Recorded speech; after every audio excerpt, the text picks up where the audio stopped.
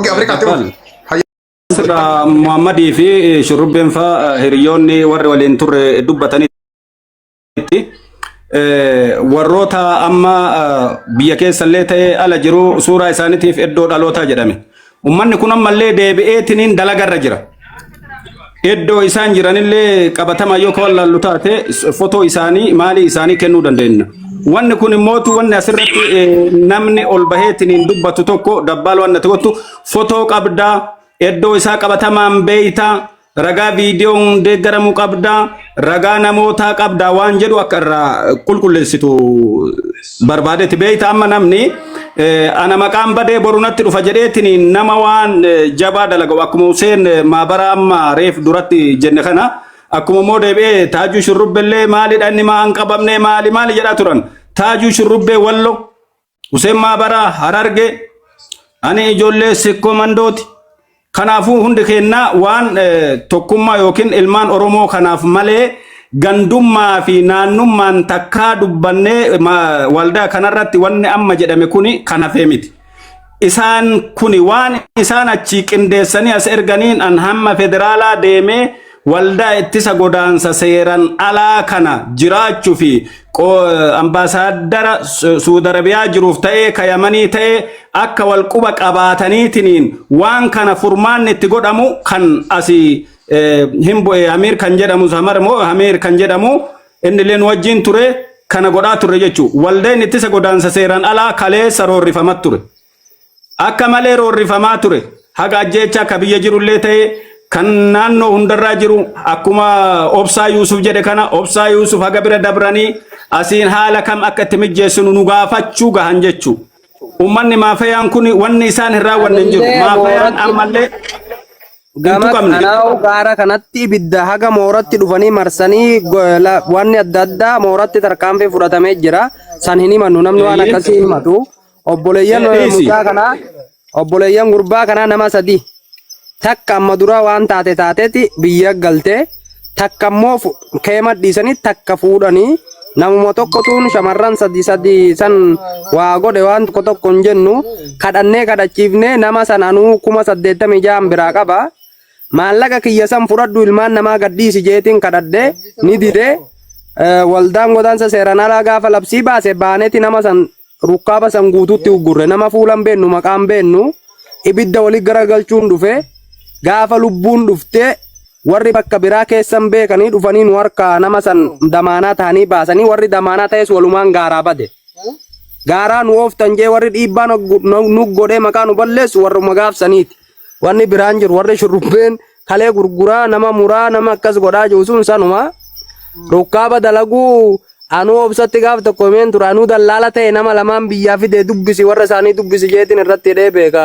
dhiirti waan gootuun hin dhoositu naan baafne namni sun ol dabarraan nagane waan ta'eef Oromoo waliin dalagaa hin qabnu diina waliin dalagaa qaba diina immoo dur waan goonu wal goona gaafa immoo irra aanne riskiin tiyya diinarraa Oromoon hidhatan qabu abbaan komatu abbaan dhiisuus hagasumaan siniin jaa inni itti adeebi'atu. Okay, ya kapti denatu muri achilo thalanis. Thank you, ma'am. Akkasuma Muhammad Shurrubbeen kuni waan amma dubbate kana waldaa harratti dubbate waldaa ittisa godaansa seeran alaa kan namni kuma guyyaa san kan jiru nama 1,000 fi kara 500 irra ture guruppii kanarra ol baheetiniin mallaqa kiyya kan qabu 80 sirraa qaba 80 kiyya dhiisi waan dabaati ilmaan obboleewwanii erga ta duraa hangafarraa ilmoo qabaatte tune haadha warraasii ta'uu hin dandeettu nutti kanne jedhanii akkuma jedhame mallaqa godhanii fi warra achi waraana isaanii shurrubbeen ni beeka erganii isaanillee as deebi'anii isuma waliin ijoollee dhaananii hanga ijoolleen as baatee isuma kana hin beeynu jettu takka laal tumaa innaa daangaa warri deemellee bitamee mallaqaan achumatti ijoollee qabaati waldayatti fidaa jedhan intervii godhanii achumatti hin beeynu namni kun waan gaarii nuu godhee jedhan achi gabbahanii waan inni godhe guutuu ijoolleen ifa godhan jechuu namni shurrubbee dhugatti galatoomi ati Oromoodha waan umriin si haa dheeressu Oromoodha guyyaa takkallee naannummaa fi gandummaa si keessatti hin argine waan immoo amma TikTok irra deddeemtu kana nama ifaaje nama mootu oromummaa deemu karaa maqaa isaa xureessaniin barbaaduun uumamuma kenna maaf jabaa kenna takka dinqisiifanneen beeknu akka carraa ta'ee guyyaa san waldaan ittisa godaansa seeran alaa namni 1500 warwaatanii dadhabnaan kararratti bahee karaa hidhee waan hin taanetu dalagama jira ilma oromoo kan birmaan nuun jedha jechuun dhaabee akkasitti obboleewwan kiyyas kan bilisa baase jechuun isaa takka jalaa miliifatanii fuudhanii mana fincaanitti hidhanii amma isinii erguu danda'a footoo gurbaa kanaatii fi naannoo dhaloota isaatii fi waan obboleettiitti irratti yeroo san raawwatame fuudhee araba gurguratee arabni mana fincaanii keessa hidhee qaamni guutuun ta'ee wanta isin jettu viidiyoon kan mana fincaanititti namni akka isii eegu namichi bira kaa'ee viidiyoo waraabe keessan naa erge qaamni guutuun ta'ee haga du'aa geesse jechuudha. Kanaafuu waldaa ittisa godaansa seeran alaa wanti inni godhe karaa namaatilleen taate karaa rabbiitilleen galanni isaanii guddaadha rabbi isinaa gargaaru. Memberi godha kota. Thank you dua la tumi Afrika. Kapti berat thank you to Allah. Wada sel kirte joro tak member tak kata kawan ini tini godha kan. Ulfada okay. Amma jalqabarra yoo xiqqaate saatii sadii ol haasaa kallattii goone jirra gabaasa dhageeffannee bu'aa bahii isaan keessa dabran dhageeffannee miidhaa ilmaan namaatti bakka sanarra gahu hunda isaa dhageeffannee qabxiin guddaa fi qabxiin guddaan uummanni sirriitti eeguu jiru yoo jiraate maa inni eeruu namoota kanaati. Obsaallee haa ta'u maamu shurubbee caalaa isintuu waan kana wanna godhu jiran fakkaata waan ta'eef Afrikaa fi Mahammad Aadamii fi obsaa keessaa nama tokkoon fudhadhaa. Dallaalonni gocha akkanaa raawwataa jiru hasuuraan isaa maqaan isaa iddoo dhalootaa wajjin isin bira gahe yoo amma asirraa gabbuu nanu sadeen guruppii keessa teenyee kallattiidhaan kana erguu dandeessan asirratti illee barbaachisaa yoo ta'e baasnee kan uummata agarsiisnu asirratti baasnee uummata agarsiisuun xiqqoo yeroo fudhachuu danda'a.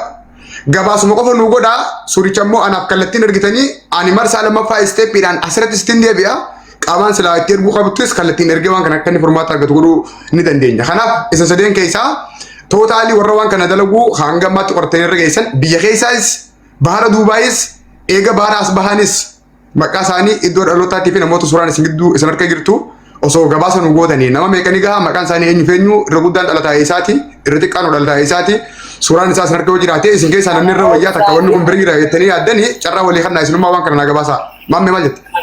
Kana obsaa fi Mahammad moota malee. Obsaa Mahammadiif hin kana.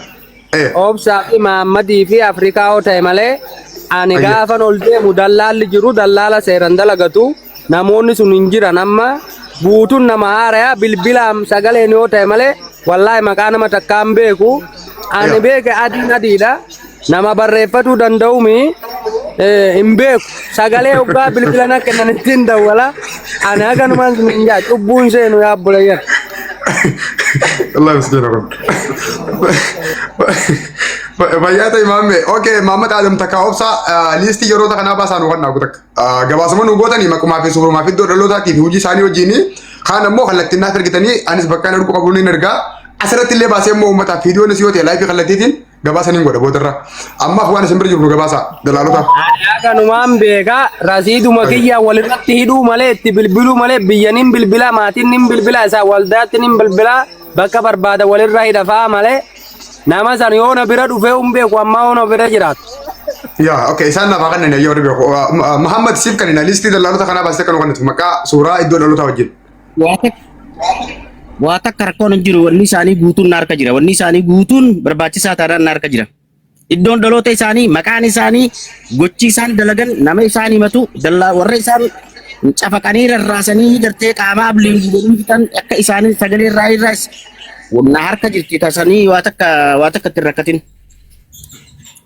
Okay, itti nuuf. Muhammad guruppii akkasii argannu.